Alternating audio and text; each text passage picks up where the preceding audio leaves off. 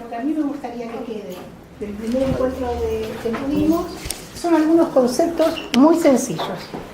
El primero, que la mujer no fue siempre el sexo oprimido, que no es verdad que siempre las mujeres fuimos el sexo débil, las mujeres fuimos irracionales, las mujeres fuimos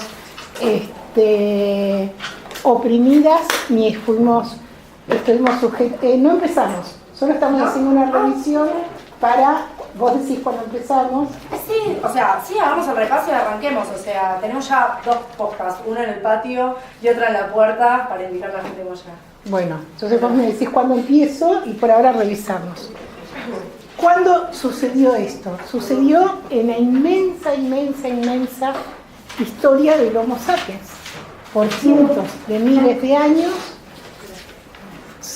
la humanidad vivió en pequeños clanes, en pequeñas comunidades, regidas por lo que llamamos el derecho materno, los clanes matriarcales, que en palabras de Federico Engels tuvieron la función histórica de sacar a la especie de la animalidad y de convertirla en humano. ¿Qué quiere decir eso? Quiere decir básicamente eliminar el canibalismo y empezar a generar, bueno, me parece que ya estamos todos, una cultura. Esa etapa histórica, la más extensa que haya tenido hasta ahora, la especie humana se rompe en el momento en que la agricultura y la ganadería empiezan a generar riquezas de tal magnitud que hay un excedente. Y como hay un excedente, cruje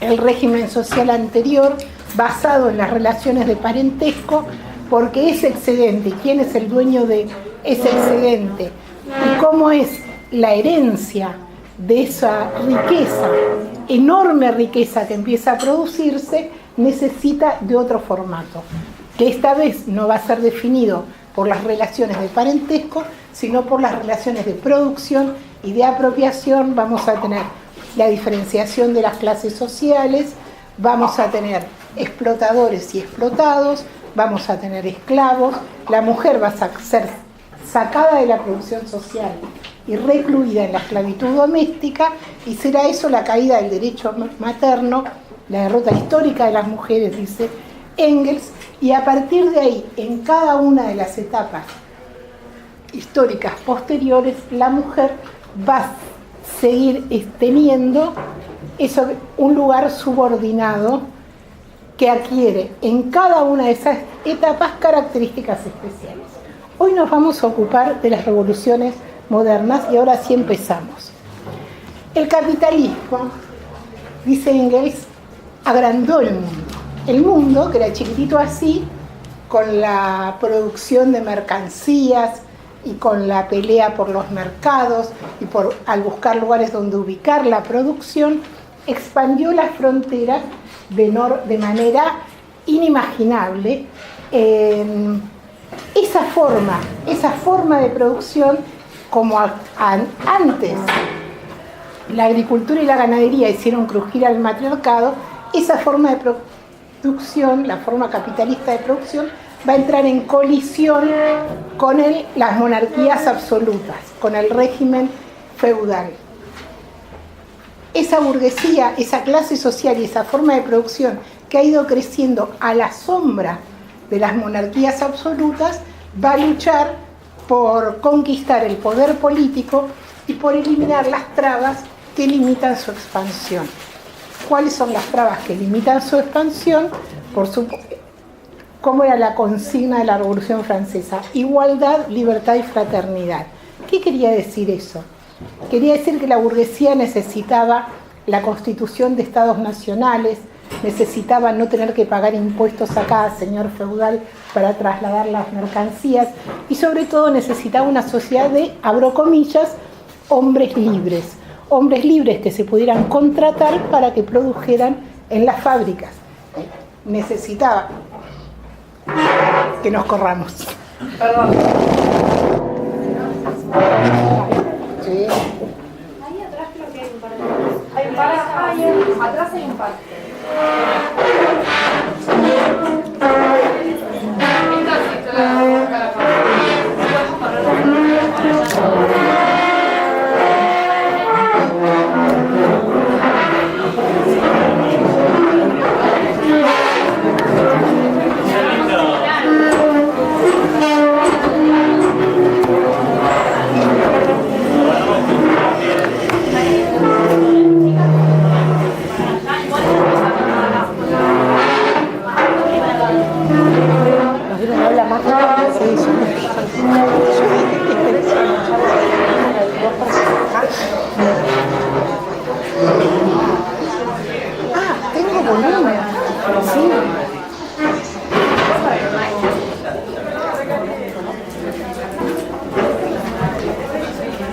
Hola,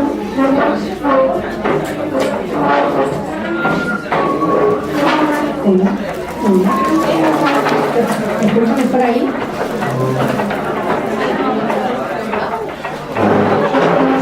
Hola. Compañeros, ¿me escuchan mejor así?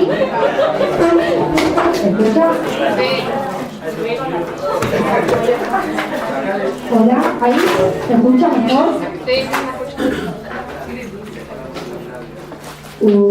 Hola, hola, hola, hola. Ahí está mejor, ¿no? Sí. Gracias. ¿Sí, no? Muy bien. Hola. ¿Se escucha? Sí. El capitalismo, para eso, tuvo que destruir el formato de familia propia de la etapa histórica anterior, que es la familia agraria extendida. La familia agraria extendida, ustedes saben, lo han visto en las películas, lo han leído en las novelas, son esas enormes casas donde viven 2, 3 generaciones y donde desde el abuelo hasta los niños todos tienen una tarea que realizar. Hay cierta armonía en esa forma de producción que por supuesto que está atravesada por la explotación, porque la mujer en el medioevo debe respetos y servicios a su marido, al jefe de esa familia y al señor feudal. Ustedes saben, el derecho de pernada, no podemos hablar de esa época histórica, pero esa familia agraria extendida que tenía cierto equilibrio, en el momento de la acumulación originaria del capital, es destruida. ¿Por qué? Porque los hombres y mujeres libres que van a los burgos son arrojados a la producción industrial. Los gremios del artesanado, que tenían sus propias leyes, que tenían salarios asignados, que tenían una jerarquía y división de tareas, son destruidos por la libre concurrencia y los artesanos también son proletarizados. Las condiciones de vida de las masas en ese periodo son trágicas. O sea, toda la vida entera, o en el socavón de las minas, o en los talleres textiles, o en las hilanderías, creo que hablamos un poco de eso la otra vez, donde las mujeres se embarazaban, parían y tenían sus hijos en un continuum de producción. Ahí no había familia, la familia fue aniquilada. Recién, cuando la burguesía inglesa se dé cuenta que los niños que son criados de esa manera no van a ser obreros aptos para manejar las máquinas y para producir, es que se va a volver a una reconstitución familiar. En la revolución, las mujeres, el siglo XVII, el siglo XVIII, son siglos de guerra por los mercados, de conquistas, de hambruna, y vamos a ver a las mujeres, tanto en la Revolución Inglesa como en la Revolución Francesa, con un lugar protagónico. La Revolución Inglesa, vamos a hablar poquito de eso, las mujeres se mueven, ¿por qué? Para que les bajen los impuestos, para que le condonen las deudas, para que bajen las rentas, y por algo que va a atravesar la historia del periodo, que es el decreto del precio del trigo. El decreto del precio del trigo, fijado por el rey, es lo que dice cuánto va a salir la harina y es lo que dice cuánto va a costar el pan. O sea, va a señalar si va a ser un año de hambruna o no. Vamos a ver en Inglaterra movilizaciones por el decreto del precio del trigo, y va a ser el decreto del precio del trigo en Francia lo que haga que los reyes terminen en la guillotina. Este periodo de grandes convulsiones tiene ya una primera mujer que cuestiona el lugar de la mujer bajo el absolutismo, que es Mary Wollstonecraft, una británica que impugna la idea de que las mujeres son seres irracionales. Y dicen que en realidad el sometimiento de la mujer tiene relación con el régimen absolutista y tiene que ver con que las mujeres no tienen derecho a la educación. Si las mujeres tuvieran derecho a la educación, dice Wollstonecraft, se podría demostrar que no somos como se supone que somos. Esperen que quiero darles bien la fecha, porque ya les conté que yo invento mucho las fechas.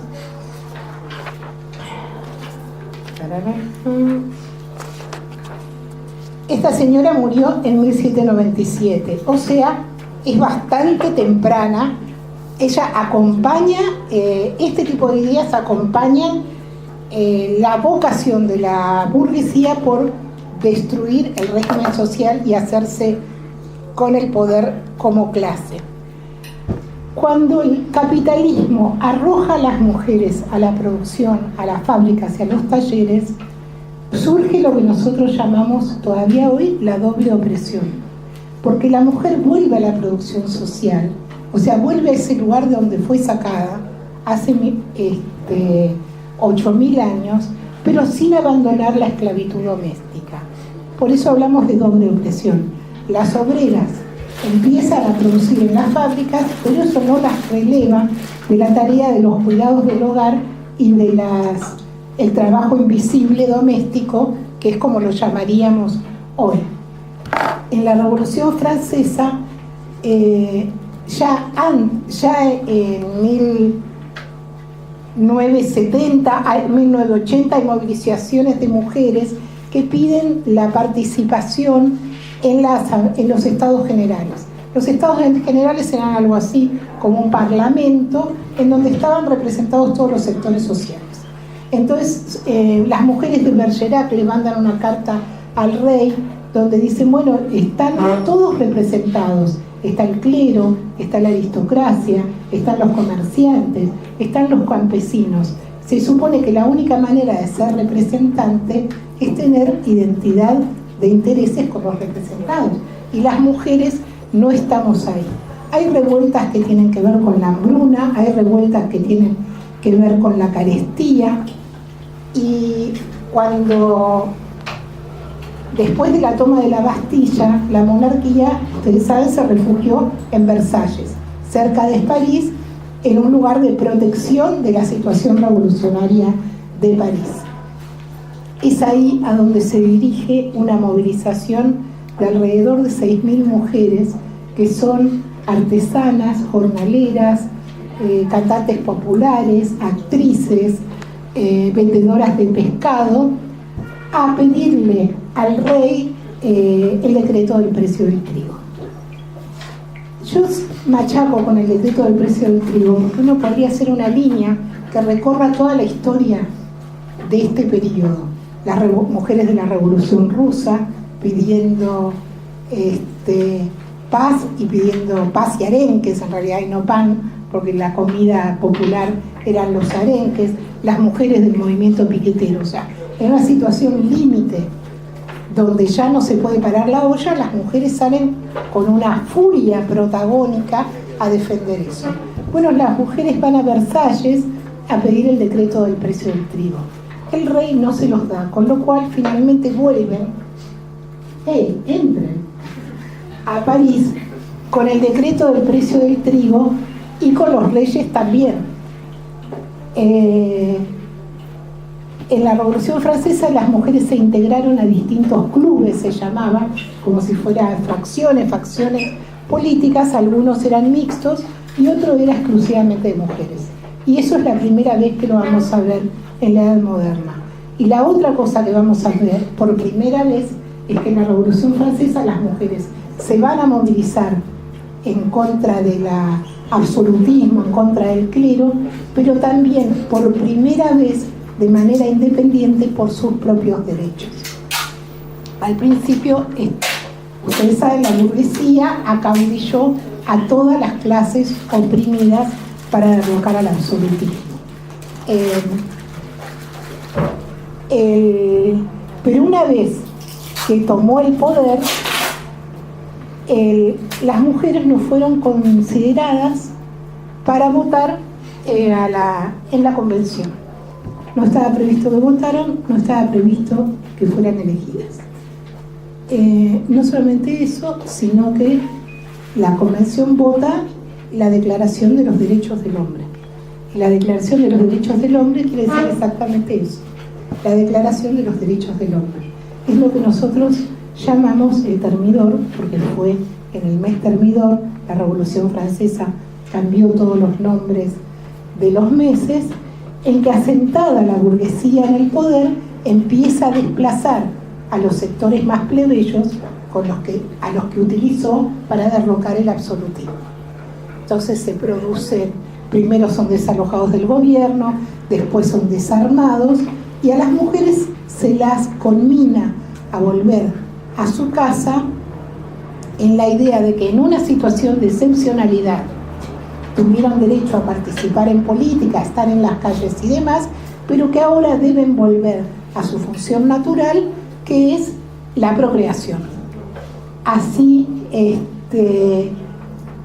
como para la Iglesia las mujeres habían sido la tentación, el demonio, en la revolución burguesa las mujeres serán la naturaleza y los hombres la razón. ¿Qué quiere decir esto? Quiere decir que para los hombres quedará el campo de lo público, de la cultura, de la producción, y para las mujeres queda como un lugar natural la casa, y como función social ser madres y esposas y educar los hijos para la revolución. Bueno, ustedes se imaginan que esto no fue aceptado tan apaciblemente por las revolucionarias que habían logrado derrocar a la monarquía, a los Luises. Entonces se dirigen a la convención con 3 preguntas, que se las quiero leer textualmente.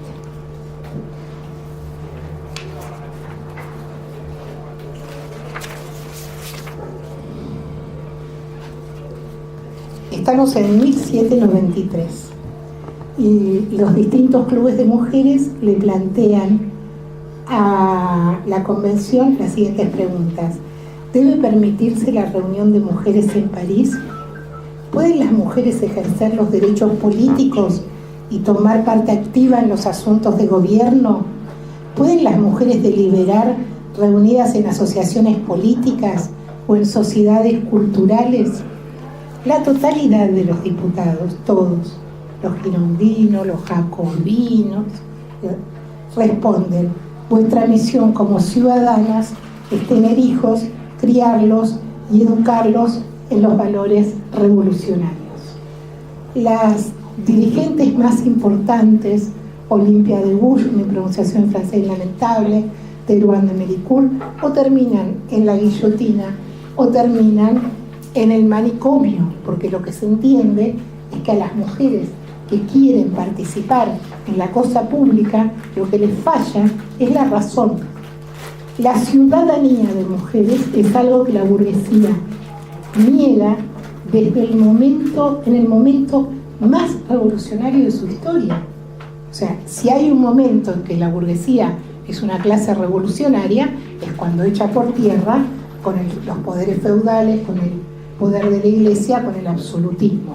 En ese momento ya dice las mujeres a casa a tener chicos. ¿Por qué es interesante esto? Porque hoy, todavía hoy, el planteo del feminismo, de la igualdad, es la construcción de una ciudadanía de mujeres. Si ustedes ponen en Google ciudadanía de mujeres, se van a encontrar con muchos textos, así como declaraciones de Naciones Unidas o la Constitución sueca, que dice hay que construir una ciudadanía de mujeres. Este libro, escrito, que agotó 3 ediciones, se llama Economía Feminista y está escrito por una egresada de la casa, según tengo entendido. Es un libro que reclama una ciudadanía de mujeres. Reclama en el ocaso del capitalismo, reclama en el momento en que la burguesía, en plena decadencia, solamente se empeña en arrebatar las conquistas que alguna vez tuvieron las masas, aquello que no fue capaz de dar ni siquiera en el momento de la toma del poder. Las mujeres, quiero leerles unos textos preciosos.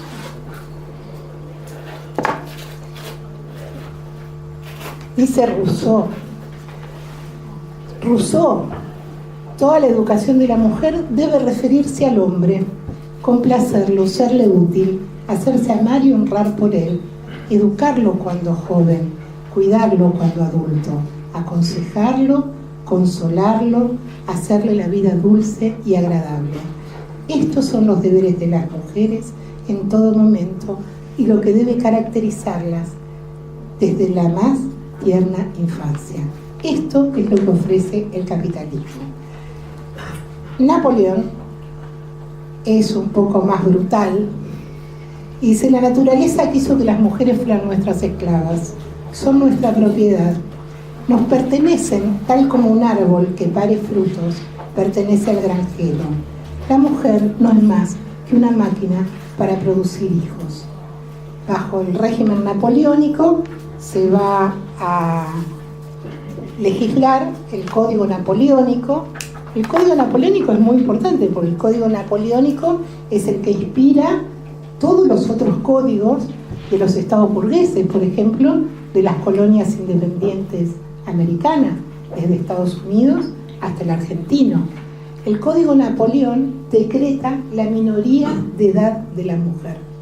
La mujer se convierte, por eso todavía hoy hay comisiones que se llaman de Comisión de la Familia, la Mujer y la Infancia, porque tenemos un pie de igualdad con los niños. ¿Qué quiere decir esto? Las mujeres no van a tener derecho a estudiar, no van a tener derecho de propiedad, no van a tener derecho a ejercer profesiones liberales y van a tener que ser autorizadas o por sus padres, o por sus maridos, o por sus hijos varones cuando enviudan, para cualquier cuestión que salga de la esfera privada. Eso es el Código Napoleónico y eso es el Código de Vélez Sarsfield, que tuvimos nosotros por muchos años y que, por ejemplo, recién en 1921 tuvo una primera modificación por el cual una mujer podía trabajar sin tener que presentar la autorización de alguno de estos hombres ante su patrón. Ustedes saben que de todos modos el capitalismo está lleno de contradicciones y paradojas.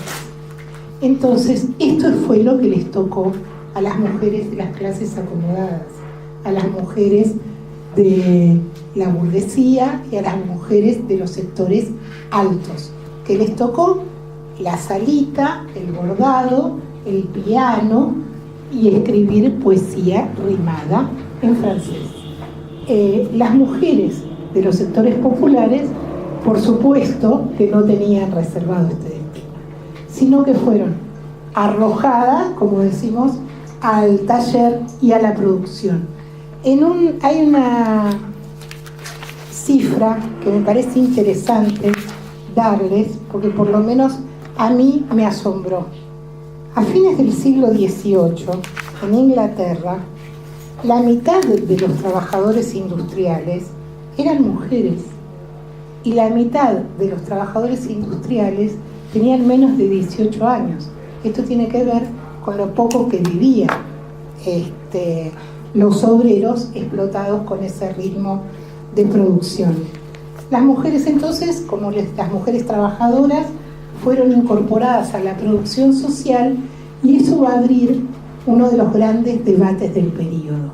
¿Está bien que las mujeres trabajen? ¿Cuál sería la posición de los socialistas frente al trabajo femenino? Y ahora en un ratito les voy a contar, porque fue un debate que atravesó al movimiento socialista hasta la primera internacional con posiciones muy contradictorias. De estas mujeres que quedaron encerradas en la salita, estas mujeres de la pequeña burguesía o de la aristocracia, van a ser el movimiento sufragista. Van a nacer una corriente política que quiere los mismos derechos que los hombres de su clase. Quiere poder ejercer las profesiones liberales, quiere derecho a la herencia, quiere lo que Clara Zetkin va a llamar la libre concurrencia con los hombres de su clase. Después nos vamos a detener un poco ahí, pero hay un primer debate que Engels lo resuelve de manera que a mí me encanta, que es, dice, el problema de la doble opresión de las mujeres es causado o es un efecto de la desigualdad legal.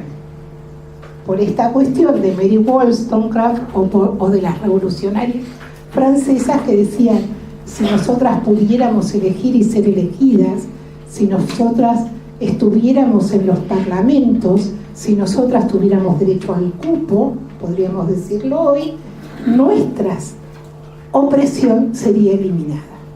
Engels dice: si la opresión de las mujeres fuera causada por la desigualdad legal, estaría perfecto. Con eso está listo.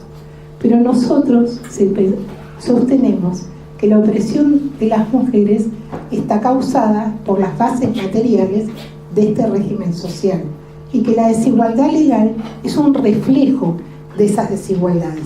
Y él toma un ejemplo que no es el de las mujeres, sino del proletariado.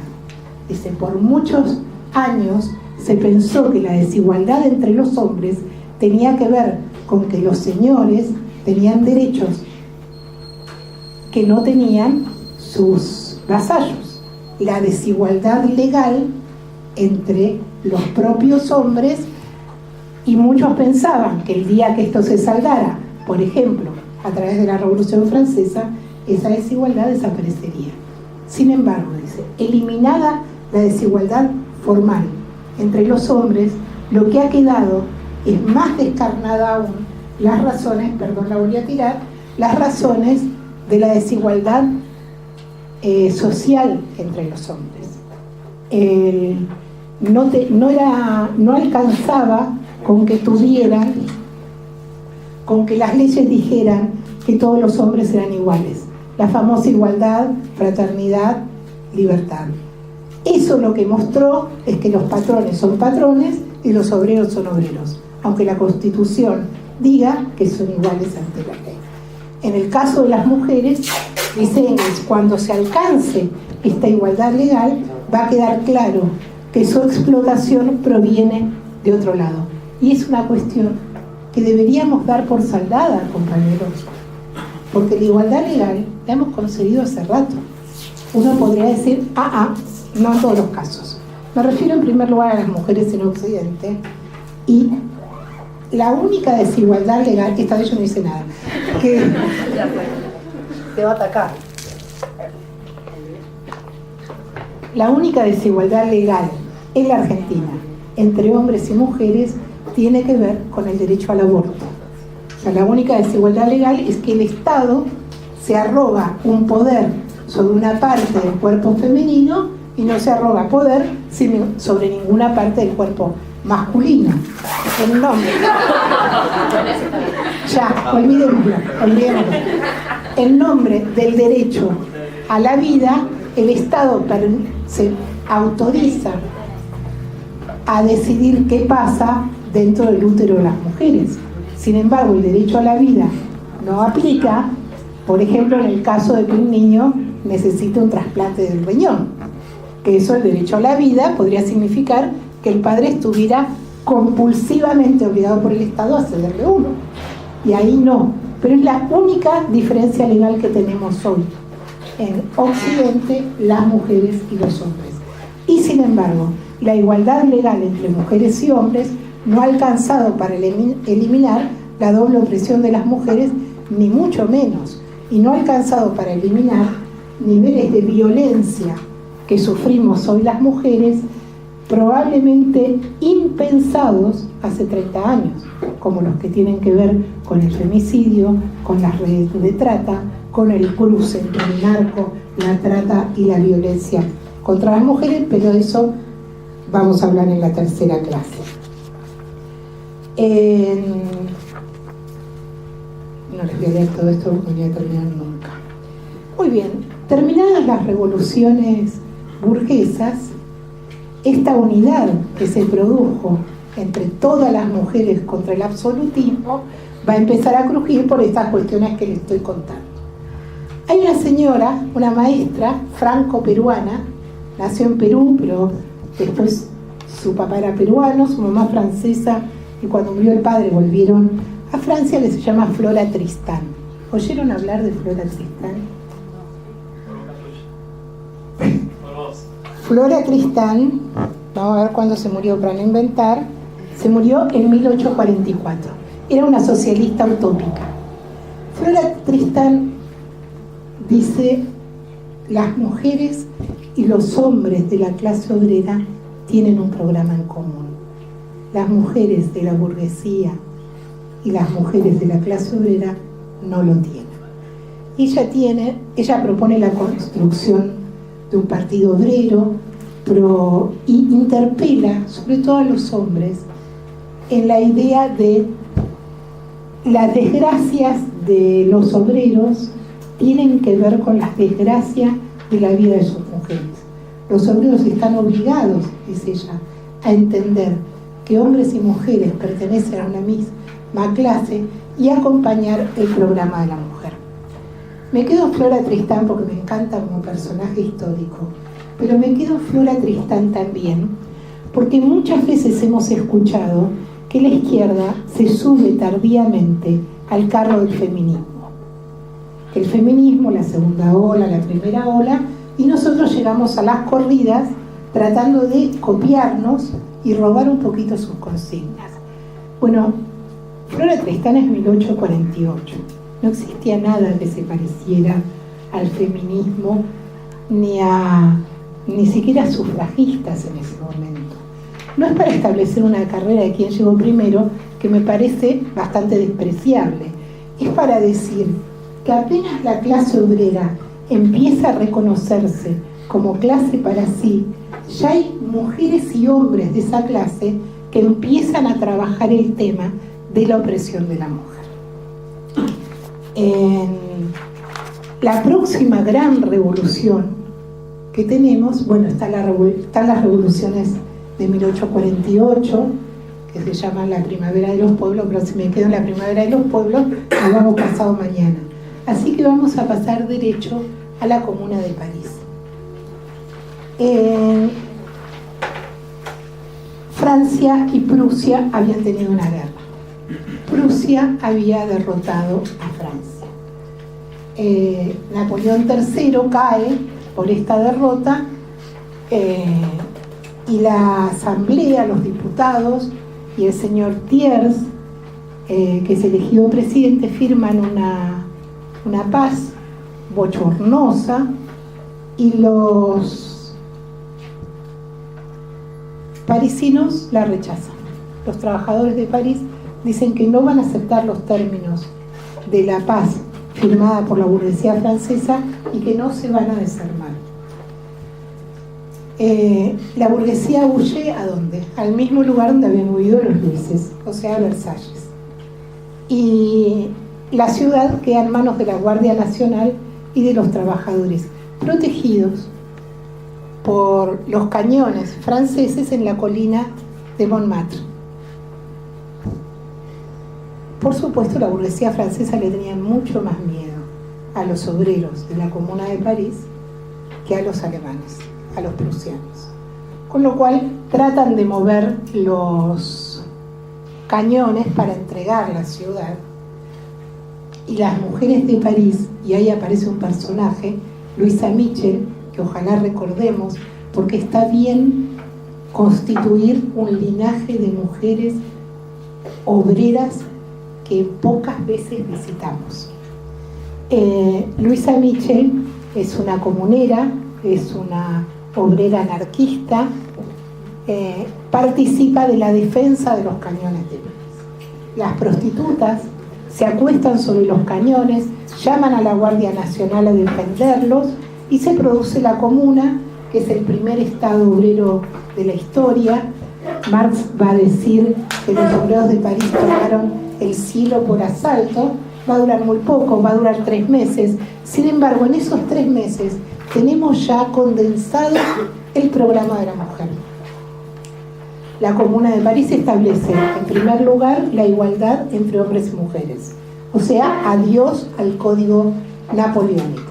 Las mujeres arman sus propios batallones, participan de la fabricación de armas, exigen un lugar en la producción. Durante la guerra la burguesía había abandonado los talleres, las fábricas, la Comuna los reabre, exigen un lugar igualitario en la creación de estos puestos de trabajo, igual salario Compañeros, todavía no lo conseguimos. Esto, 1871. Cambian la normativa sobre prostitución, las prostitutas estaban sometidas a la Guardia Nacional, se derogan este tipo de cosas, y durante 3 meses tenemos un ensayo general de Estado obrero. Por supuesto, esto no podía perdurar.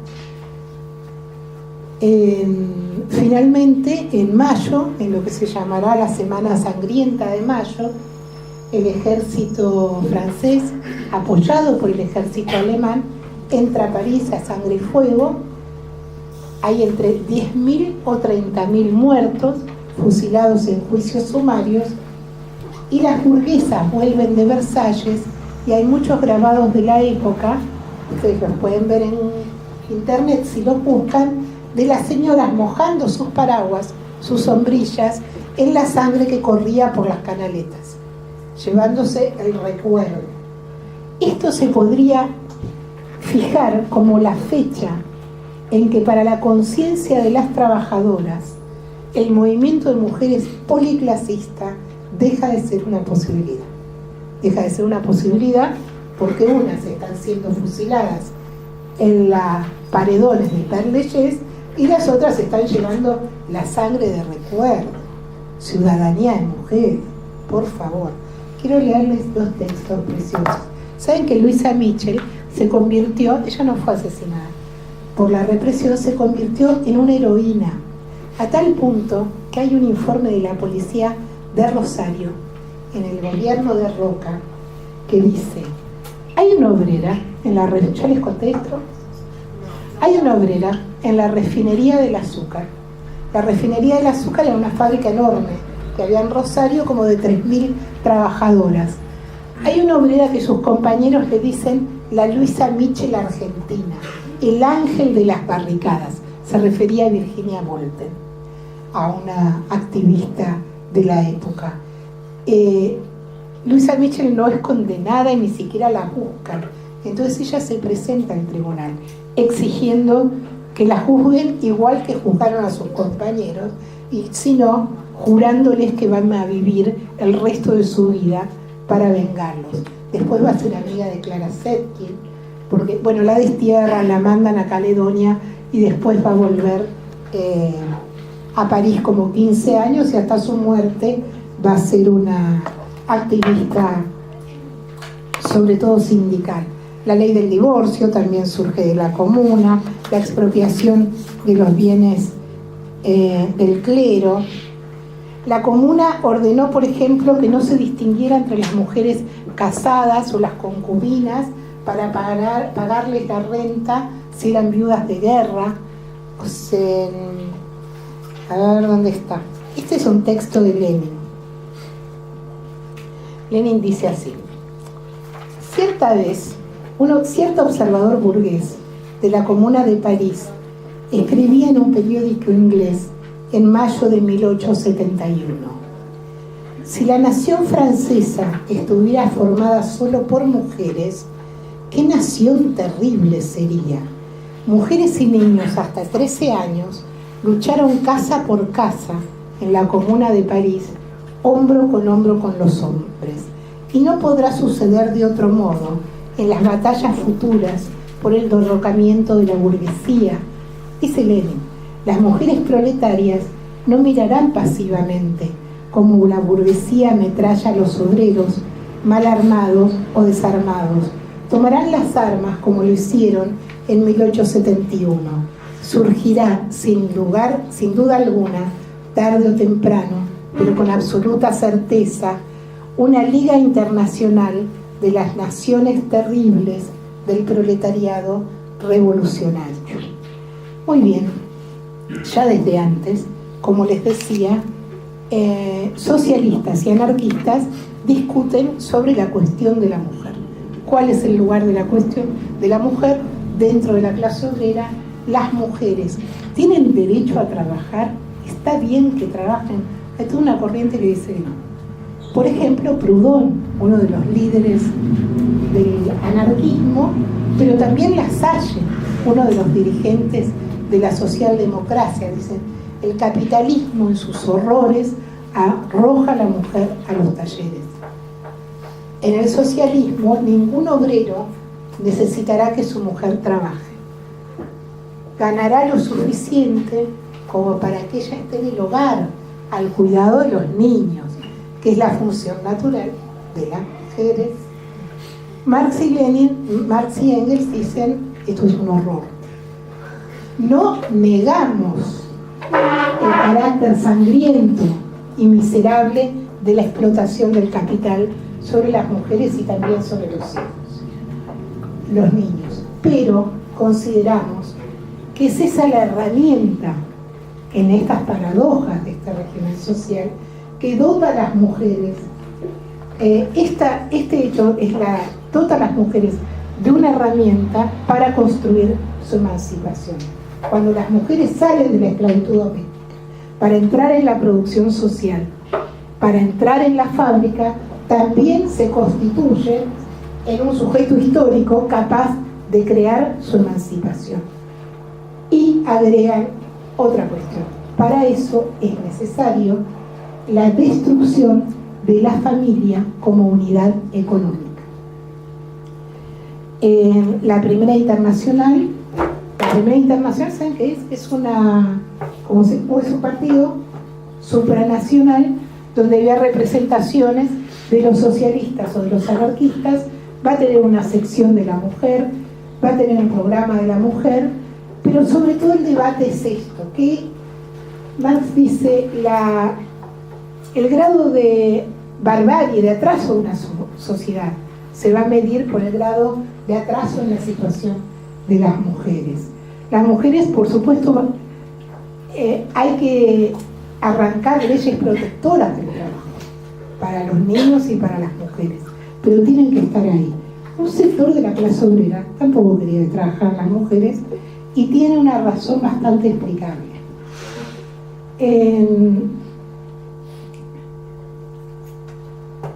El salario de un trabajador debía cubrir las necesidades de toda su familia.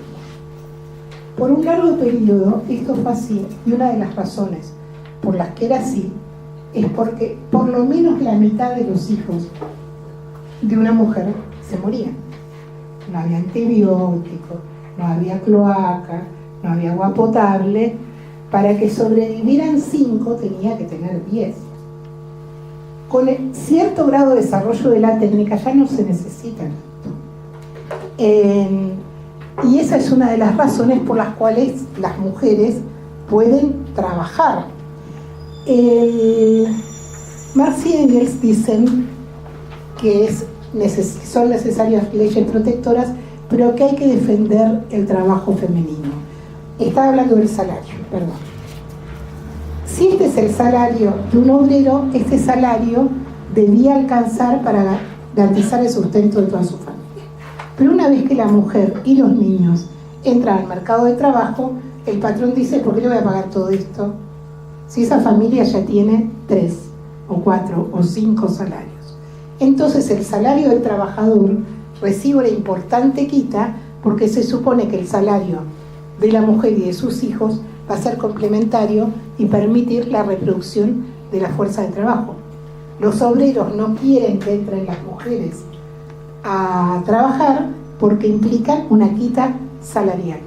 En la Argentina los obreros gráficos hicieron piquetes para evitar que entraran obreras a los talleres, por ejemplo. Y este no es un fenómeno nacional, pasó en muchos lados.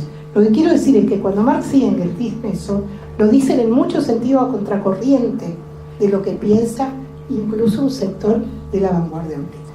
O sea, no, las mujeres tienen que trabajar bajo estas condiciones. En paralelo a la inclusión de las mujeres y al trabajo de la Primera Internacional para ganar a las mujeres a las ideas socialistas o comunistas, ganar a las trabajadoras esas ideas, surge el movimiento sufragista. El movimiento sufragista no es un movimiento homogéneo. Por ejemplo, el movimiento sufragista en Estados Unidos surge muy relacionado con la lucha contra la esclavitud. es un movimiento más plebeyo que en Europa. En Europa el más importante y el más virulento fue el sufragismo británico. El sufragismo británico, la representante más importante es una mujer de la baja aristocracia que se llama Emmeline Pankhurst. Emmeline Pankhurst apela a la acción directa. Ella no quiere convencer a nadie. Ella dice: les voy a romper la cabeza. Hechos y no palabras. Cuidado, porque uno dice, se puede enamorar de esa radicalidad. Se puede enamorar de ir a tirar muchos piedrazos a algún lugar. Y eso no necesariamente es garantía de una posición revolucionaria. Emmeline Pankhurst fue un movimiento de masas, también tiene que ver con que el desarrollo de las corrientes socialistas en Inglaterra era inferior a como era en Francia o en Alemania, y quemaba pubs, los bares donde tenían la entrada prohibida, o algunas veces fueron a apedrear la casa del primer ministro. Sistemáticamente presentaban en la Cámara de los Comunes proyectos de ley por el derecho al voto. Cuando decían que no, iban y apedreaban, y ellos tuvieron muchas mujeres presas, muchas militantes presas y muchas militantes muertas por la policía. Hasta los inicios de la Primera Guerra Mundial. Cuando se avecina la Primera Guerra Mundial, el movimiento sufragista británico y francés y todo dice: esta es nuestra oportunidad histórica. Los hombres van a ir al frente, van a tener que dejar sus puestos de trabajo, y las mujeres vamos a poder demostrar que somos útiles a la patria. Entonces el movimiento sufragista se convierte en una de las corrientes más beligerantes de las corrientes políticas en juego. Por ejemplo, el diario, las británicas tenían un boletín que se llamaba La Sufragista, que pasa a llamarse La Británica, y se pone bajo la autoridad de la corona. Hacen un mitin belicista enorme en Hyde Park, de como de 400.000 personas, y son la fuerza de choque contra los mitines obreros contra la guerra. Algunos de esos mitines eran pacifistas, eran simplemente jóvenes o trabajadores que no querían tomar las armas para matar a otro ser humano, y otros eran de las corrientes más ligadas al socialismo, que denunciaban el carácter imperialista de la guerra: si no me dan un mal, me voy a sentir muy mal, etc.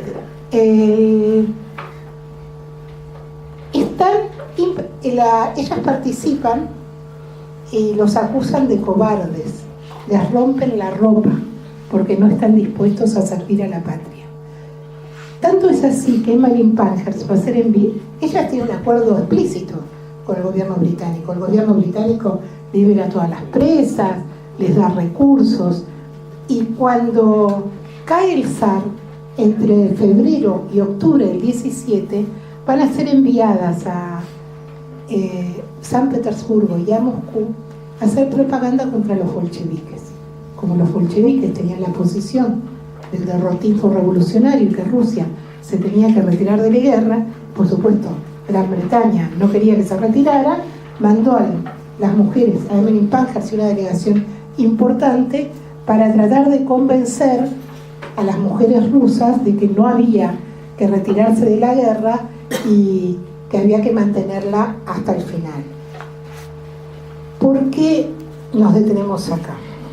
Nos detenemos acá porque muchas veces ayuda a entender el devenir de un movimiento su presente. En paralelo con los últimos años del siglo XIX, tenemos una segunda internacional. La primera internacional, después de la derrota de la Comuna, pero entró en una etapa de parálisis y se disolvió. Pero ya a fines del siglo XIX tenemos una segunda internacional. Esa internacional tiene una mujer, tiene varias, Rosa Luxemburgo, pero hay una mujer que es Clara Zetkin, que es la mujer que va a tomar la cuestión de la mujer con más fuerza. Es una maestra alemana que va a dar un debate feroz con sus propios compañeros dentro de la internacional en relación a los derechos políticos. Así como en una etapa interior hay un sector que dice no deben trabajar y deben ser cuidadas porque son débiles en su casa y el capitalismo es horrible porque las arroja al taller, bla bla. Hay todo un sector que dice las mujeres no están preparadas para votar, están absolutamente influidas por el clero, por las ideas más reaccionarias, en todo caso un derecho al voto selectivo. La Segunda Internacional va a saldar esa discusión en el sentido de que sí va a ir homogeneizando a las corrientes a favor del voto universal y del voto femenino, y va a dar una discusión más importante respecto de cómo deben organizarse las obreras. Zetkin dice hay una especificidad en la explotación de las mujeres y las corrientes socialistas tienen que tener una agitación especial entre las trabajadoras justamente para dar la batalla contra las ideas reaccionarias, contra el peso de la religión, contra los prejuicios, y debe dar una batalla con los hombres de la clase para que avancen en la comprensión de que son sus compañeras. Clara Zetkin, que ahora uno ve que dicen la feminista socialista, Clara Zetkin. Si Clara Zetkin resucitara, creo que no estaría contenta con esa definición. Dice cosas como estas: nuestra posición frente al feminismo burgués, he sido acusada de ser demasiado teórica. Sin embargo, el debate ha demostrado cuán necesaria es una aclaración de principios. No existe algo como un movimiento de mujeres en sí mismo. Qué afirmación más polémica, ¿no?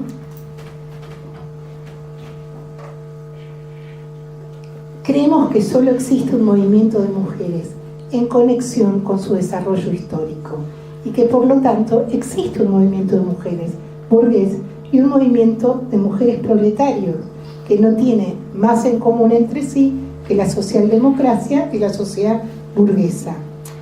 Y esta idea es una idea preciosa.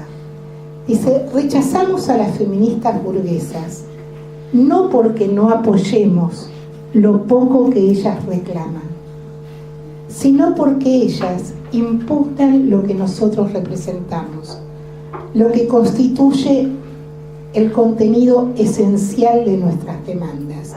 Las sufragistas piden el derecho al voto, las socialistas pedimos el derecho al voto, pero no pedimos el derecho al voto por las mismas razones. Nosotras pedimos el derecho al voto para ponerlo en el terreno de la lucha de clases y para ponerlo en el terreno de tener una herramienta más para avanzar en la destrucción de este régimen social. No nos alcanza con tener iguales derechos políticos, porque lo que queremos es cambiar este régimen social de arriba hasta los pies. A ver, es larguísimo, pero tal vez...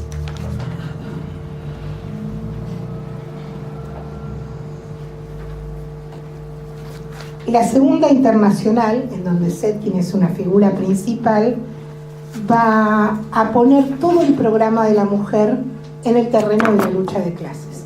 Zetkin va a fundar un periódico que se llama La Igualdad, que el Partido Socialdemócrata Alemán era un partido que tenía millones de afiliados. Yo no sé si existe un partido socialista por ahora, sí, en la actualidad sí, creo que no. Tenía desde clínicas hasta universidades, tenía la clase obrera completa militada en las filas de la socialdemocracia. Zetkin empieza con su periódico La Igualdad, con 4.000 suscriptoras, y va a terminar en la Primera Guerra Mundial con más de 100.000, un tiraje de más de 100.000 periódicos vendidos, o sea, con una enorme penetración dentro de la clase obrera. La primera década del siglo XX, como les decía, Es una década que está animada por la amenaza de la guerra mundial, enormes crisis y un protagonismo de las obreras, de los obreros, pero también de las obreras en la lucha por sus reivindicaciones. Así como en Buenos Aires hubo algo que se llamó la Semana Roja de 1909, en que los trabajadores tuvieron el control de los barrios del sur de la ciudad durante varios días en una batalla frontal contra el ejército. En el mismo año en Nueva York se produjo algo que quedó en la historia como la insurrección de las 20.000. Fue una huelga de las obreras textiles, de las camiseras. Las obreras textiles en general eran mujeres migrantes, rusas, judías. Trabajaban en condiciones horribles, jornadas interminables, con salarios muy bajos, muchas veces encerradas bajo llave, entre la hora de ingreso y la hora que tenían que salir, que volvía el patrón y les abría la puerta. Entonces hay un enorme plenario, diríamos hoy, asamblea de las camiseras, y hay una muchachita, no retengo el nombre, tiene 19 años, que se enfrenta a la burocracia del sindicato del vestido y arranca una huelga general. Y es una huelga que se va a extender por semanas, que conmueve todo Nueva York. Un sector de las sufragistas apoya la huelga, por ejemplo, algo inédito, y es una huelga victoriosa.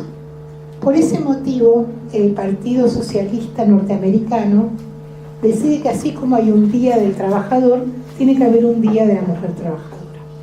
Y en Estados Unidos ese año se va a celebrar por primera vez en la historia un Día de la Mujer Trabajadora. En ese periodo del principio, anterior a la Primera Guerra Mundial, hay varias conferencias de mujeres socialistas, en Basilea, en Copenhague, y las delegadas norteamericanas llevan ahí la propuesta de instaurar un Día Internacional de la Mujer Trabajadora. La propuesta es aceptada. En la mesa está Setkin, está Kollontai, que es una dirigente del partido bolchevique, está Setkin, y se decide que haya un Día de la Mujer Trabajadora. Lo que estoy tratando de subrayar acá es la génesis del 8 de marzo. El 8 de marzo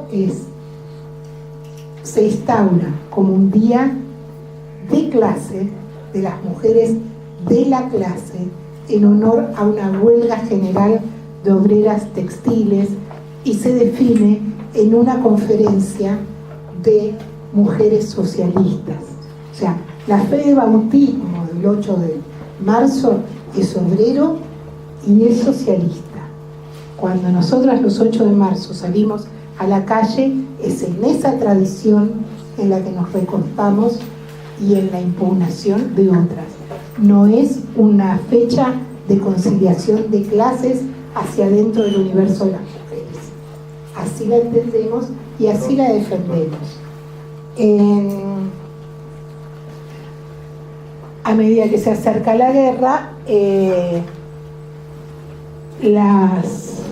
los hombres van al frente, y muchas mujeres empiezan a ocupar su lugar en las fábricas. En Rusia hay un barrio que se llama la barriada de Vibor, que todavía existe en San Petersburgo. Es la barriada donde se concentran las grandes fábricas. Rusia es un país de, dice el manual, desarrollo desigual y combinado. O sea, acababa de salir del feudalismo el campo, había habido vasallos, señores boyardos y señores feudales, digamos, y siervos de la gleba hasta 40 años atrás, pero en las ciudades había fábricas gigantescas que había traído el imperialismo. La más importante de ellas es la fábrica Putilov, que era una fábrica donde en el momento de la guerra se fabricaban armas, que tenía alrededor de 50.000 trabajadores. Cuando empieza la guerra, la mitad de los trabajadores de la fábrica Putilov son mujeres, y las mujeres avanzan en muchísimas áreas de la producción. La Pravda, que es el órgano del partido bolchevique, primero tiene una página dedicada a la mujer, construye una red de corresponsales entre las obreras. Rusia es un país terriblemente atrasado, con un nivel de analfabetismo feroz, y más aún en las mujeres, y donde se produce el fenómeno de que las obreras aprenden a escribir para poder mandar notas a Rabonitsa, que es como se llama la prensa trabajadora, quiere decir la prensa que funda el partido bolchevique, la prensa femenina del partido bolchevique. El partido bolchevique tenía 6% de delegadas mujeres, o sea, nada. Eso en febrero del 17. En marzo del 17 se hace el 8 de marzo en la barriada de Vibor. La vida de las mujeres rusas era francamente desesperante, porque a sus horas de trabajo en las fábricas se sumaba hasta 4 o 5 horas en las colas para conseguir algo de comer, para conseguir té o azúcar o leña o arenques. Está descrito como un fenómeno esto de que con 15 grados bajo cero o 18 grados bajo cero las mujeres iban a trabajar y después iban a hacer cola para tratar de conseguir algo para comer ellos y sus familias. En los alrededores de San Petersburgo estaban acantonados los regimientos que tenían que custodiar al zar. Los Romanov hacía 1000 años que gobernaban Rusia. O sea, el zarismo tenía 1000 años. En el acto del 8 de marzo de 1917 hay unas tensiones.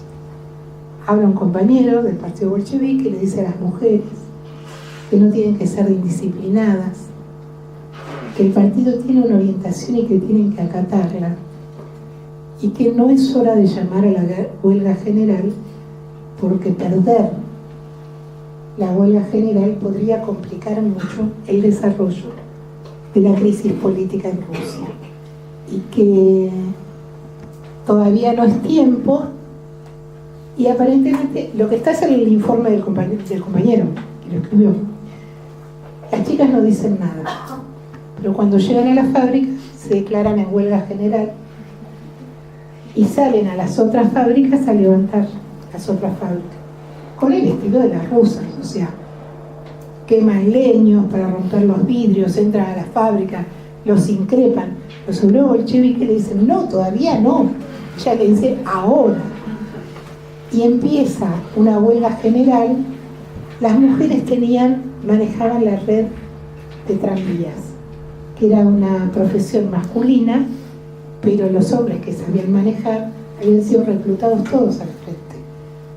Entonces las chicas tuvieron que aprender a manejar tranvías, y hay un debate, hay alguna nota mía en Prensa Obrera que discute eso, porque en general se considera que la Revolución de Febrero fue una revolución espontánea. Sin embargo, las chicas no solamente se votaron en huelga, sino que consiguieron la adhesión del resto de la clase obrera de Vibor, y además tenían previsto dar vuelta a todo el sistema de transporte para ir trasladando a los obreros y a las obreras desde Vibor al centro del poder político. Los zares, sí, espontaneísimo. El zar manda a los regimientos a reprimirlas. Pero, ¿ustedes vieron lo que es una mamushka? Hay un espíritu de la mujer rusa que está en la literatura, que está en las muñecas y demás, como un personaje totalmente maternal y protectora. Y lo que dicen las crónicas de la época es que las mujeres que tenían a sus maridos o a sus padres o a sus hijos en el frente iban a los regimientos a llevar té y leña, porque el zar no les daba de comer a los regimientos. O sea, Rusia había perdido todas las batallas desde el inicio de la guerra, la ciudad estaba aislada, la producción agraria destruida, entonces las minas llevaban comida. Cuando el zarismo envía a los regimientos acantonados en las afueras de la ciudad a reprimirlas, no se animan a reprimirlas. Se parte el ejército. A tal punto que son hermosas las crónicas de la época, porque las mujeres los increpan. Dice, ¿cómo vas a reprimir a mí? Mi marido tiene tu mismo uniforme, está en el frente, no sé si está vivo, vos sos mi hermano. y logran quebrar al ejército. Y esta huelga espontánea de las chicas de Vibor derrotó un milenio de Sarí. A mí hasta el día me emociona, ¿qué quiere que les diga? Tenemos entonces un hilo conductor entre las mujeres que colaboraron y que colaboraron definitivamente en las revoluciones burguesas, un hilo conductor en las obreras que participaron en la Comuna de París y un hilo conductor en las obreras que derrocan el zarismo. El protagonismo de las mujeres en las etapas revolucionarias está fuera de discusión y a los socialistas no los sorprendió, porque tanto Marx como Engels, como Luxemburgo, como Lenin, como Trotsky ya habían escrito mucho sobre esto. El segundo, a ver si tengo algún textito que ilustre la época. Bueno, ustedes saben que algunos meses después se produce la Revolución de Octubre, en donde sí, ya las trabajadoras van a tener un lugar más relegado respecto de la vanguardia obrera, que eran los hombres mucho más entrenados en la militancia sindical, en la militancia política, en la pertenencia a los partidos y demás. Te perdés una parte muy linda. Hay una cosa que es muy llamativa en todo este periodo. Ustedes pueden buscar los textos, por ejemplo, en marxist.org, y es la inquietud de Lenin y Trotsky por discutir la cuestión de la mujer en los días posteriores a la Revolución de Octubre. Y ustedes saben que cuando los obreros toman el poder y se instaura la República de los Soviets, la situación es dramática. Vienen de 4 años de guerra mundial, de la parálisis del aparato productivo.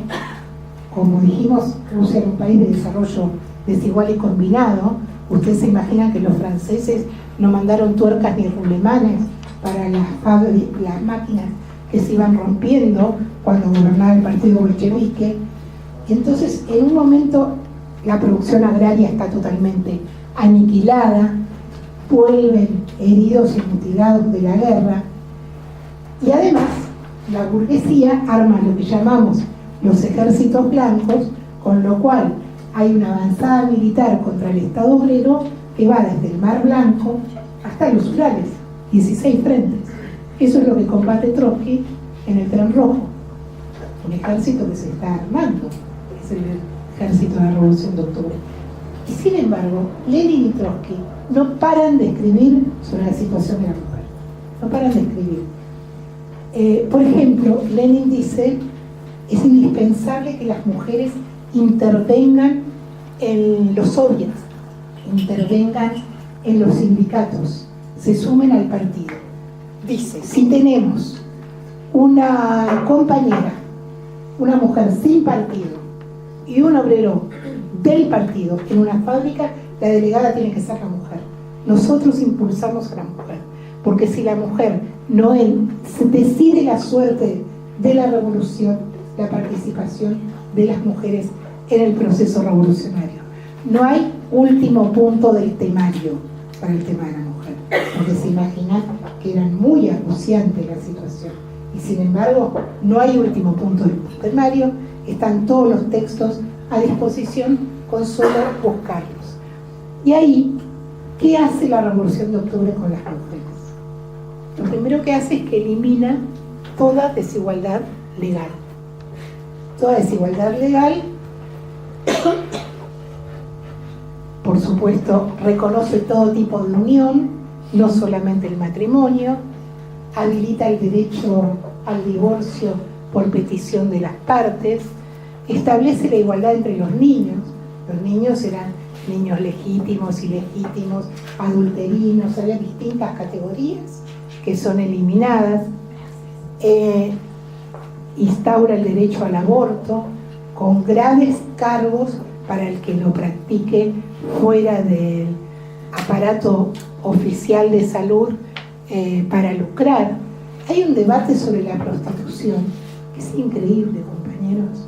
El soviet de Kronstadt, que tiene una posición, el soviet de San Petersburgo, que tiene otra, el soviet general, que la legisla.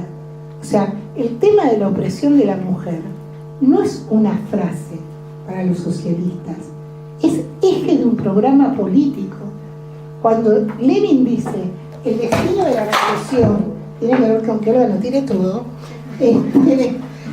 el destino de la revolución tiene que ver con cómo se involucran las mujeres trabajadoras en este proceso. No es de verdad.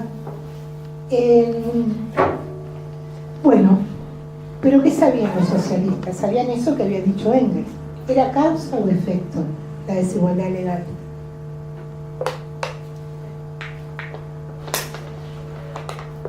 La igualdad legal no alcanza, tienen que salir de la esclavitud doméstica, tienen que entrar a la producción social.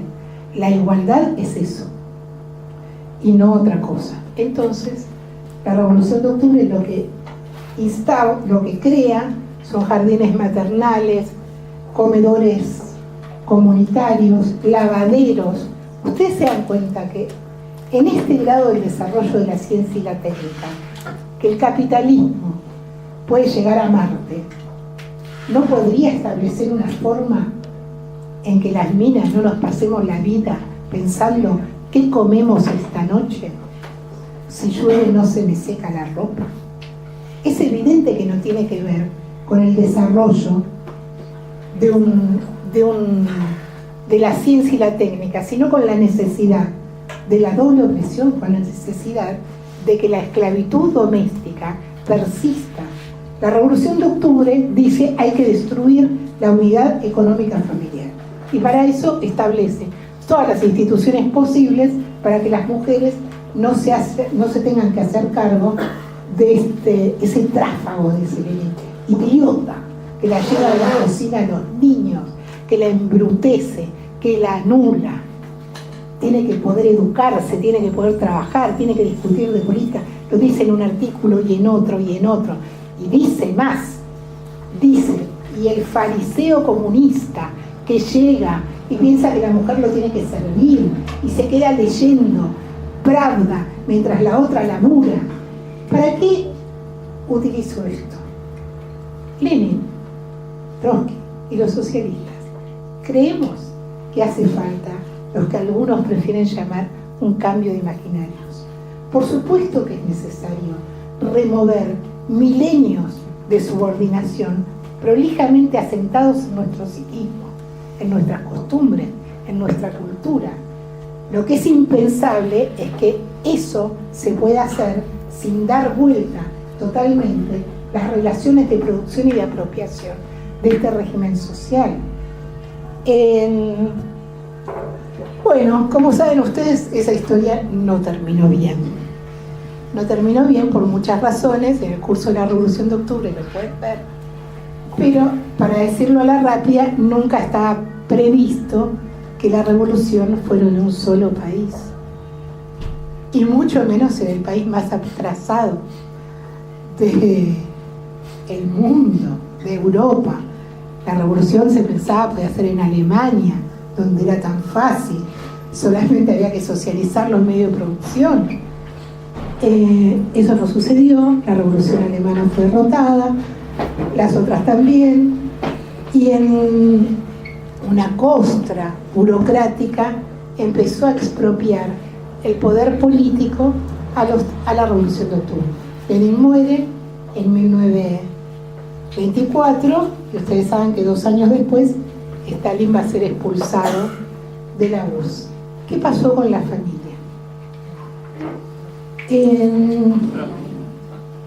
¿Cómo? Trotsky fue expulsado. Trotsky fue expulsado. Ojalá hubiera sido Stalin. Ah, no, ojalá. Y Trotsky fue expulsado. El brutal régimen represivo de la burocracia soviética, dice Trotsky, necesitaba la estabilidad política que garantizaba 40 millones de hogares dominados por el terror. Primero hay una cosa que se llama la NEP, la nueva política económica, que habilita algunas formas de propiedad privada,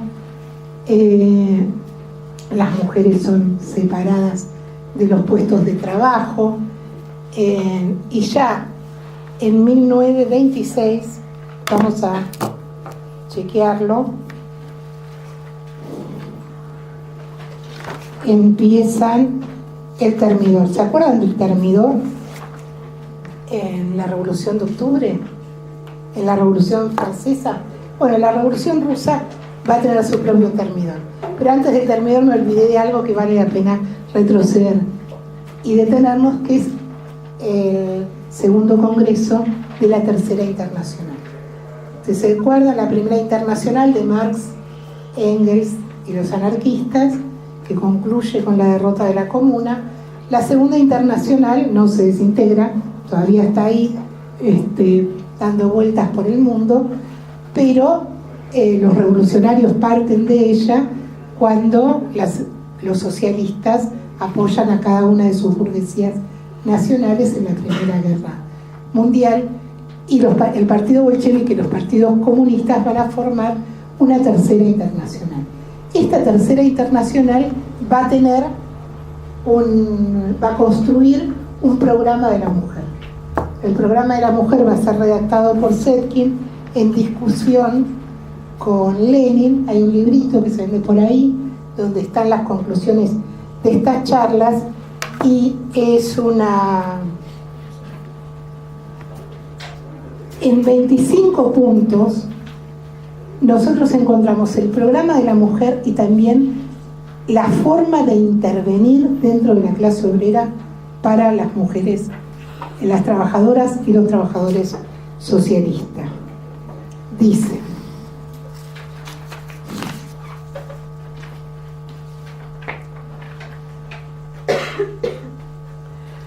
quiero leerles esto.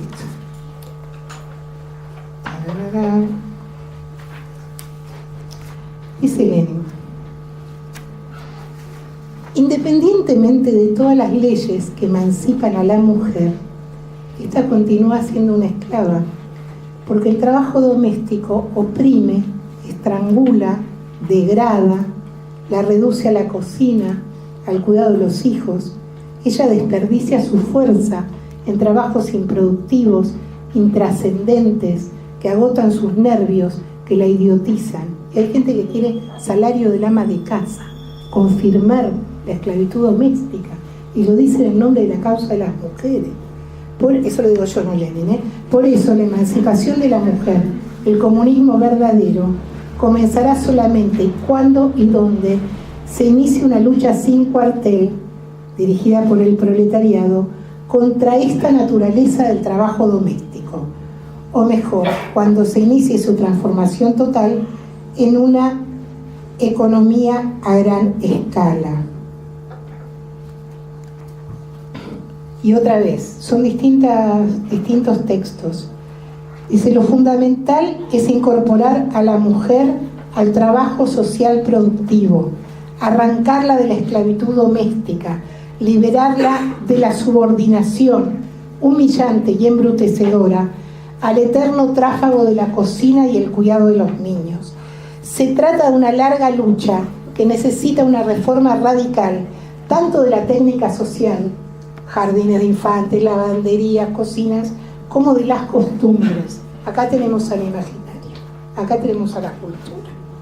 La Tercera Internacional entonces va a redactar estas resoluciones que dicen cosas como las siguientes: educar a las mujeres en las ideas comunistas, atraerlas a las filas del partido, o 2, luchar contra los prejuicios existentes entre el proletariado masculino hacia las mujeres, incrementar la conciencia de los trabajadores y las trabajadoras para hacerles comprender que tienen intereses comunes, poner el tema en el orden del día del partido, llevar adelante una lucha organizada contra el poder de la tradición, las ideas religiosas, las costumbres burguesas, preparar el camino para unas relaciones entre los sexos más sanas, más armoniosas, garantizando la vitalidad física y moral de la clase obrera.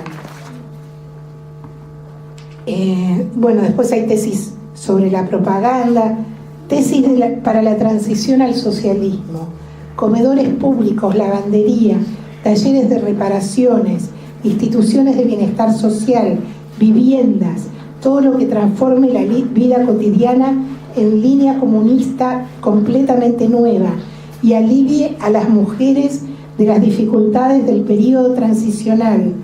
Estas instituciones sociales que ayudan a emancipar la vida cotidiana de las mujeres convierten a la esclava del hogar y de la familia en miembros libres de la clase obrera. La clase, que es ahora su propio patrón, debe crear nuevas formas de vida. O sea, cuando les digo, me refiero a esto. ¿Habían leído estas cosas? Es interesante, porque esto lo escribe Lenin en 1923. O sea, en situaciones dramáticas.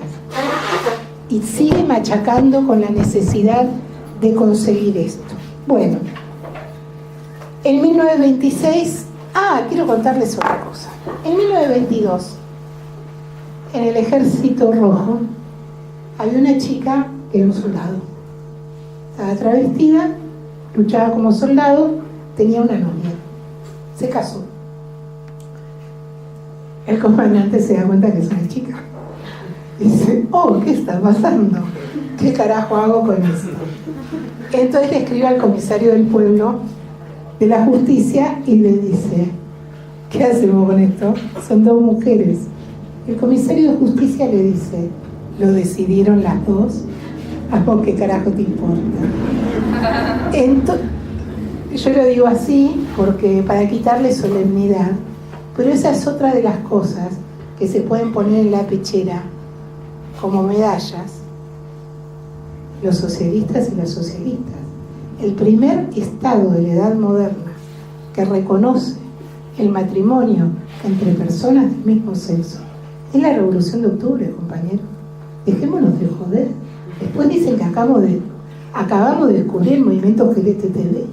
Por favor, en la historia, pero esto no es para asombrarse, porque esa revolución pretendía cambiar la vida, cambiar las relaciones de producción, cambiar las relaciones de apropiación, pero cambiar la vida.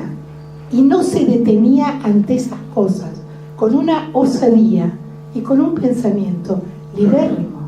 Pero las condiciones materiales de un país atrasado como Rusia crujían ante este programa. Eso es lo que explica que en 1926 el estalinismo decida que hay una única forma de unión, que es el matrimonio. Nunca se derogó el derecho al divorcio. Sin embargo, no era muy fácil divorciarse, porque en un régimen social que mandó 30 millones de personas a los campos de concentración y al Gulag, si ese régimen social, ese régimen político, pensaba que las familias debían ser estables y que eso era lo que aportaba la causa del socialismo, y a la gran madre Rusia, anda a divorciarte, anda a explicar en tu fábrica que en realidad te querés divorciar. Puede ser que el comisario del partido que tenés ahí deje de mirarte con buenos ojos. O sea, nunca se derogó el divorcio, pero se pusieron muchísimas trabas administrativas para poder conseguir el divorcio. Van a pasar unos años para que se prohíba el aborto y les voy a leer los argumentos que son alucinantes. Escribió Stalin en Pravda: el aborto que destruye la vida es inadmisible en nuestro país. La mujer soviética tiene los mismos derechos que el hombre, pero esto no la exime del grande y noble deber que la naturaleza le ha asignado. Es madre, da la vida. En la sociedad socialista no hay desocupación y la mujer no puede tener derecho a rechazar las alegrías de la maternidad. Antes de eso, la homosexualidad se convierte en un delito, la prostitución se convierte en un delito. Para la Revolución de Octubre, la prostitución no era un delito. Sí se consideraba un grave perjuicio para la unidad de la clase obrera. era un delito el proxenetismo, era un delito la explotación sexual de una persona. Había cuestiones algunas persecutorias, como que estaba permitido que en la puerta de la fábrica se hiciera la lista de los tipos que iban a buscar prostitución, pero no había ninguna clase de persecución o represión contra las prostitutas. Bueno, el estalinismo ilegaliza la prostitución, ilegaliza la homosexualidad, como les decía, deroga el aborto. De cualquier manera, las mujeres, en todo el momento de crisis, bueno, destruye el CENOSDEL, que es la Secretaría de la Mujer, fundada por la Tercera Internacional, que era como un organismo del Estado soviético, pero además estaba en todos los partidos comunistas de todo el mundo. Desarma las secretarías de la mujer también. La explicación de Trotsky es esta que le estaba yo antes, es que un régimen con ese nivel de represión necesitaba desesperadamente garantizar la vuelta al hogar pequeño burgués, al hogar de la esclavitud doméstica. Trabajaban las mujeres rusas, pero cuando las mujeres rusas vuelven al trabajo después de la crisis de la década del 20 y el proceso de industrialización, con mucho asombro, escribe una de ellas, ve que ya no está planteado la abolición de la familia, comunidad productiva, ni del trabajo doméstico. No habrá lavanderías, no habrá comedores, lo que sí va a haber son líneas baratas de electrodoméstico, como para las mujeres norteamericanas. O sea, la esclavitud doméstica reforzada con algunas ventajas técnicas para que el trabajo no sea tan gravoso y para que las mujeres también puedan trabajar y no solamente estar en su casa. Trotsky va a tener varios artículos sobre esto. Hay uno que se llama Termidor en el hogar, que se los recomiendo calurosamente, donde explica esto de manera más fina. También tiene una parte que tiene que ver con la juventud, porque la represión no solamente es en el terreno de la familia, sino también en el terreno de la juventud, en el terreno de la cultura y algunas líneas de acuerdo con el clero, que es como la frutilla de la torta del régimen estalinista.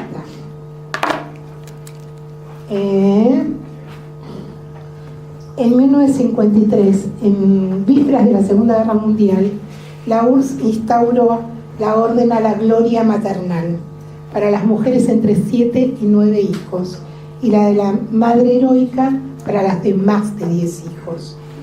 Aparece de nuevo la figura del hijo ilegítimo, y en 1953 la legislación sobre los derechos de la madre y el niño dice así: huelga demostrar en detalle que los intereses de la mujer como madre, bien sea con hijos o futura madre, o sea, no hay mujer que no es madre, o es madre ahora o será madre después, pero será madre, está tanto mejor asegurado cuanto más sólidas y constantes sean las relaciones entre los esposos.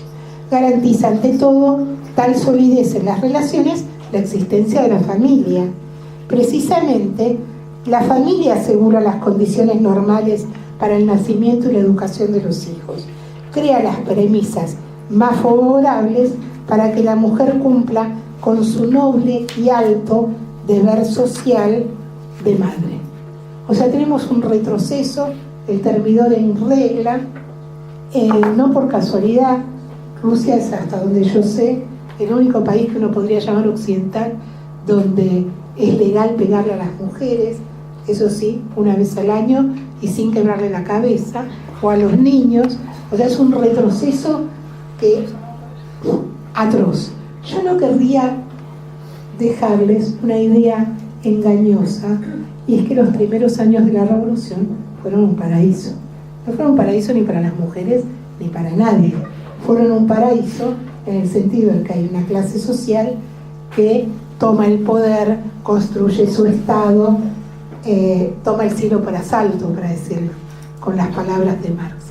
Pero es en una situación económica dramática, en donde por aquello de que había también que hacer una revolución de las costumbres y de las culturas, el uso que se hace a la legislación favorable es muy cuestionable en muchos sentidos. Por ejemplo, el derecho al divorcio en el campo, ustedes saben que eran comunidades, pequeñas comunidades agrarias, es utilizada para expulsar a las mujeres. Como estaba prohibido divorciarse, en la comuna agraria las mujeres tenían garantizado el lugar. Se vota el divorcio, las mujeres son expulsadas, o si no, en época de cosecha, todos los hombres de un clan se casan para tener jornaleras. Cuando termina la cosecha, se separan, la expulsan, porque es solamente a petición, a tal punto que en un momento, en el Congreso de Mujeres Comunistas del año 25, hay campesinas comunistas que dicen hay que poner un límite a esta cuestión. O sea, es indispensable remover las costumbres, pero es impensable remover las costumbres sin remover las bases sociales que les dan sustento. Gracias.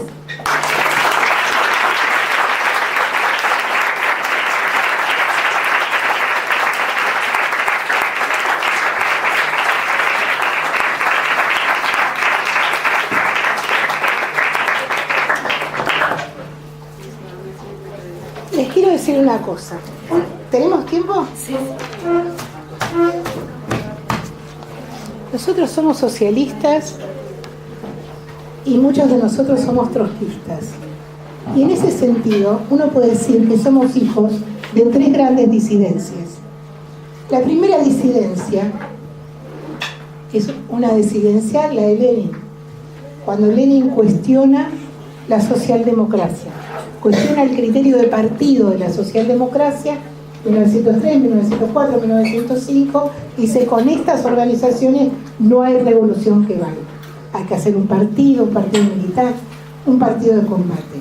Pero esa disidencia le significa pelearse con Kautsky, pelearse con Plejánov, pelearse con los tipos que han construido el Partido Socialdemócrata Alemán del que hablé recién, el Partido Socialdemócrata Ruso. Hay una segunda disidencia. La segunda disidencia ante Lenin de nuevo, que es en mí lo que se llama las tesis de Abril. Ustedes saben que Lenin había estado exiliado bastante tiempo y que el partido bolchevique tuvo una política zigzagueante en relación a Kerensky. Apoyo crítico, todavía no es hora, primero la revolución democrático-burguesa, después la revolución socialista, y cuando Lenin vuelve en su famoso tren blindado, escribe las tesis de Abril, que son unas pocas páginas, dice ningún apoyo a Kerensky, hay que preparar la revolución. Pierde como un perro, no es que pierde por poquito, pierde como un perro. Entonces el muchacho dice, yo mañana con estas hojitas me voy a la estación de tren de donde vienen los soldados, los obreros y campesinos de uniforme, a repartir las tesis de Abril. Ni un gramo de confianza al gobierno de Kerensky, vamos a preparar la República de los Soviets. La tercera gran disidencia de quién es la de Trotsky. Trotsky cuestiona al partido bolchevique, al partido que hizo la Revolución de Octubre. No es para morirse de miedo, es decir, tomaron el poder, tomamos el poder. Y 10 años después, él dice, esto es una desgracia. Esto está mal, esto es la burocracia, este partido va a la restauración capitalista. Entonces, quiero decirles que a mí me generan mucha simpatía las disidencias. Lo que no quiere decir que después no sea brutal si tenemos que despejar las divergencias. Pero, por favor, pregunten y discutamos si no están de acuerdo. ¿Está todo bien? Tenemos un rato. Eso. Ahí. Yo tengo una duda. El otro día hacía referencia a los primeros movimientos que había en América sobre el tema de la mujer, el matriarcado y cómo se iba formando el imaginario. Quería ver la relación que tenía hoy, cómo llega a China, la mujer, la explotación que tiene, y si en esas charlas que ven la primera internacional, la segunda internacional de los partidos socialistas, cuál era el rol de la mujer y la visión sobre la mujer de China. donde ese aspecto nunca pudo llegar a, o sea, no leí o no me enteré de qué rol tuvo la mujer en el ascenso de la revolución que hubo, por ejemplo, en China. No tengo la menor idea. No tengo la menor idea porque la revolución china es una revolución muy atípica, en el sentido que es una revolución socialista por la clase que la dirige, pero es una revolución campesina, la larga marcha de Mao. Lo que vos decís de las condiciones de opresión de las mujeres chinas, yo más la conozco por la literatura que por la literatura política, digamos.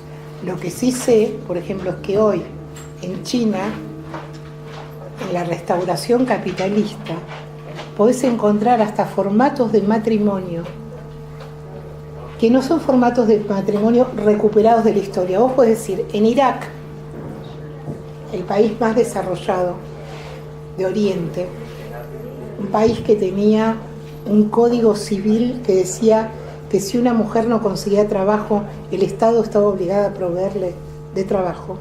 Eso es lo que destruye la invasión norteamericana de Irak, celebrada porque participan mujeres del ejército norteamericano, por ejemplo por Betty Friedan, una feminista de fuste, y celebrada porque va contra el oscurantismo árabe. Pero eso era Irak. En Irak se restauraron, a partir del desembarco imperialista, formas de matrimonio o relaciones sociales, el rapto, el casamiento por rapto, la muerte por delito de honor, que ya estaban en la historia. Vos decís, viene del fondo de los tiempos eso. En China, hoy, hay áreas enteras en que no hay mujeres, por esto del feticidio femenino y porque se mata a las chicas, a las nenas cuando nacen. Entonces, como no hay mujeres, hay una forma de matrimonio que es que una piba se casa con un pibe, pero debe servicios sexuales y cuidado a todos los hombres de la familia de su hijo. Eso no es que volvió del fondo de la historia, eso es una degradación de la barbarie capitalista hoy, digamos. Pero ¿qué hicieron las mujeres en la Revolución China? No tengo la más puta idea.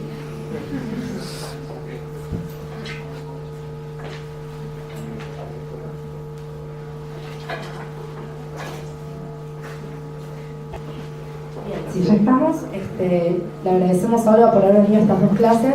Creo que fueron muy importantes, el curso está desenvolviéndose muy bien. Nos vamos a encontrar entonces para la próxima clase, el miércoles que viene, a las 6:30. Va a estar a cargo de Vanina Biasi, que es dirigente nacional del Premio de Trabajadoras. Le pedimos a Olga también que venga para poder participar también y aportar. Así que les agradecemos mucho a todos y a todas que hayan venido.